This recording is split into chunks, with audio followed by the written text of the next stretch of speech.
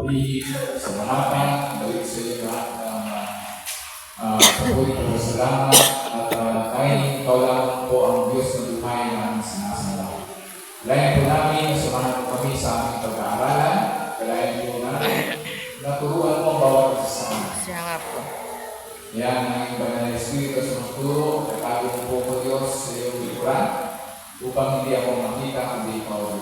Siya nga po. Kalayan po namin na samahan mo kami, sabi mo sa inyong salita, sa dalawa at doon, nagkatipon sa iyong pangalan, gawin mo sa amin halilit na. Hindi pa kami sa tatlo, hindi pa kami o Diyos sa isa, dalawang Panginoon. Kaya namin, ikaw ay Marian na nahihinig sa amin.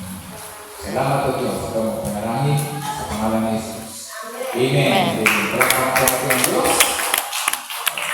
Amen. So, last time, yung pinag-aralan ko natin sa bawat, sino ba nakakaalala? Wala? Nalimutan. Nakakaalala? Nalimutan. Ano ba yun? What is the Bible? Last time, yung pinag-aralan ko natin yung Bible. Ano bang pizza yun? Ano bang pizza yun? Ngayon, ganun pa rin. What? Chapter 1, what is Bible? Ano sa tingin niyo yung What is the Bible? Ano po yung natutunan niyo sa Biblia? Ano po yung nabasa niyo tungkol sa Biblia? Maraming nagsasabi na ang Biblia ay sulatan ng tao. Salita ng Diyos. Amen. Amen. So, ang Biblia ay salita ng Diyos. Alam ka na natin lahat. No? That the Bible is the Word of God. Ang tanong, binabasa po ba natin ang Biblia? Amen. So, ang Biblia, sabi doon sa Psalms chapter 119, verse 105, your word is a lamp for my feet, a light on my path. No? Siya po ang ilaw, nagbibigay ilaw sa atin sa paglakad dito sa mundo ito. Ito rin ang ilaw sa ating mga paa. Nang sa ganon, tayo ay hindi maligaw ng lalitasin. Maraming katuruan ng Biblia kung paano mabuhay na ayon sa ating Panginoon. Kung paano mabuhay na ayon bilang isang Kristiyano. Amen? Marami doon na nagsasabi na huwag kang ganito. Huwag kang gumawa ng ganito, ganyan. No? Maraming bawal. So, lahat naman yung nababasa ko sa Biblia, puro bawal. Lalo-lalo na pag nagbukas ako ng Genesis, dun sa unang nabasa ko, no? 10 Commandments. 10 Commandments agad. Bawal ang ganito, bawal ang ganito. Basta, dami pa ng bawal. Nalalaman natin yan, no?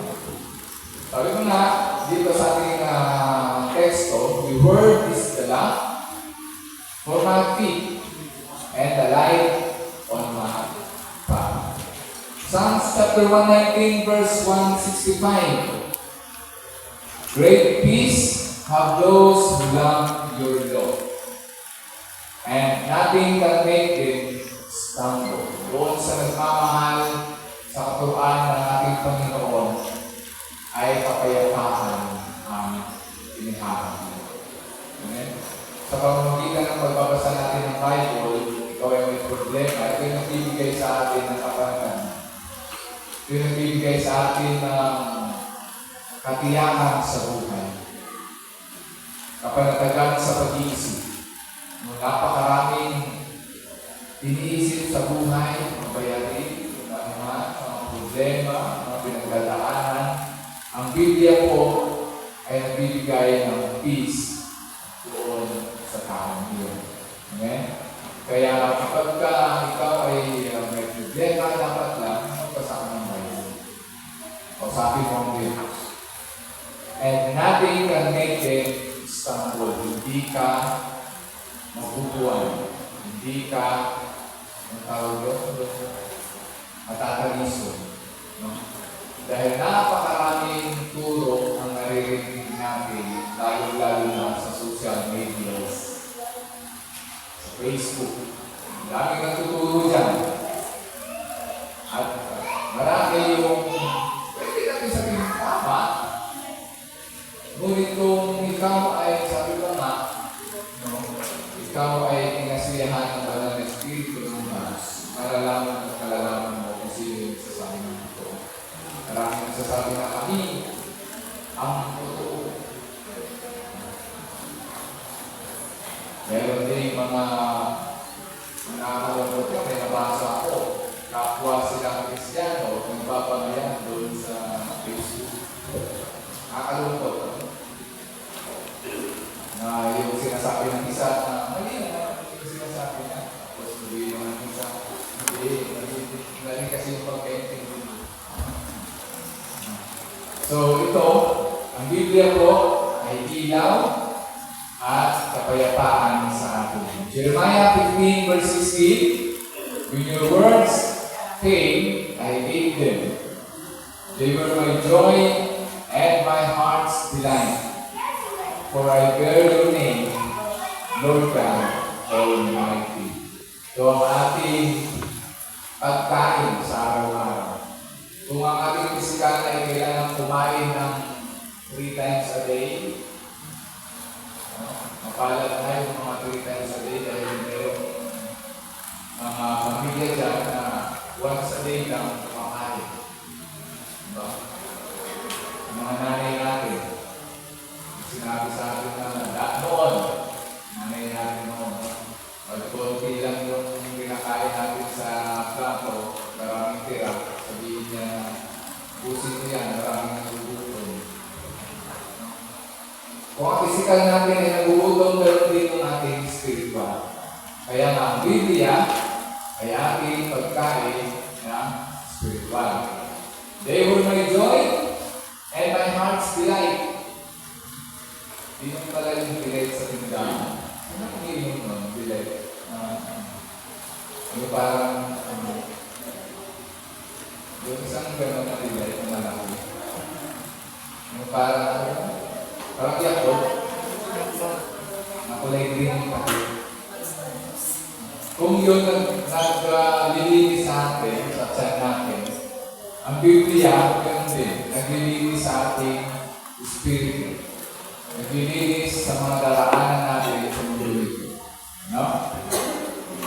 So sabi dito, when your words came, I ate them. They, paano parang gusto? Kakainin namin yung salita ng Diyos. Pwede rin na pupunitin natin, tapos kakainin namin. Sa pamamagitan ng pagbabasa, doon tayo nakakain ng salita.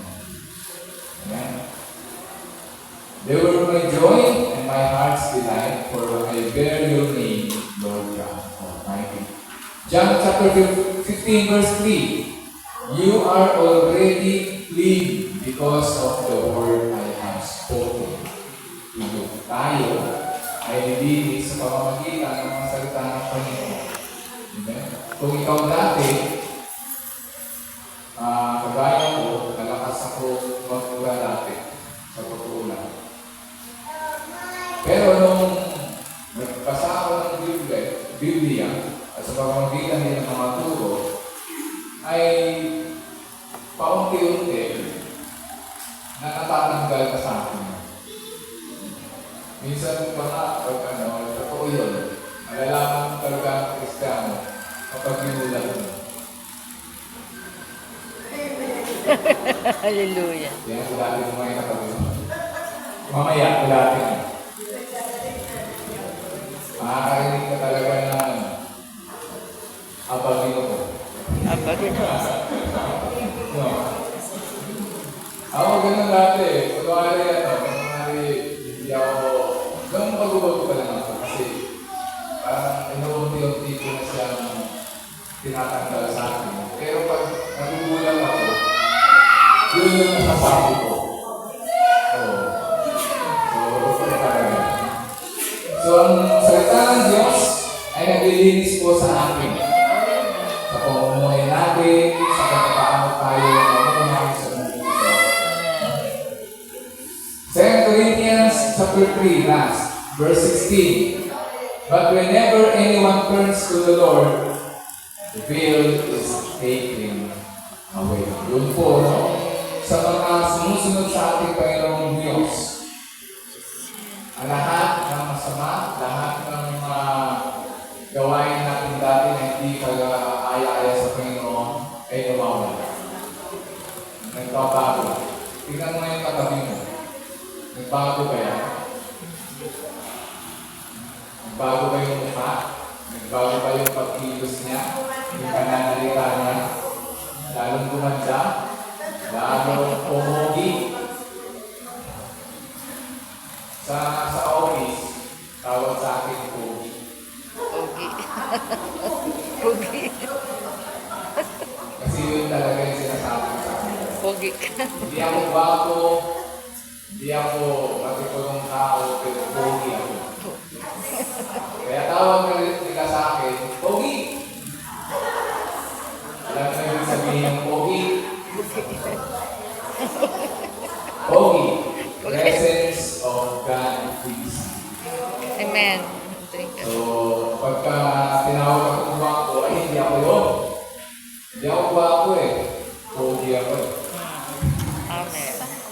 Ayun. Kaya tingnan mo yung mga asawa nyo. Yung pogi. Maganda. Dapat pogi yan. Maganda. Maganda. Presence of God is.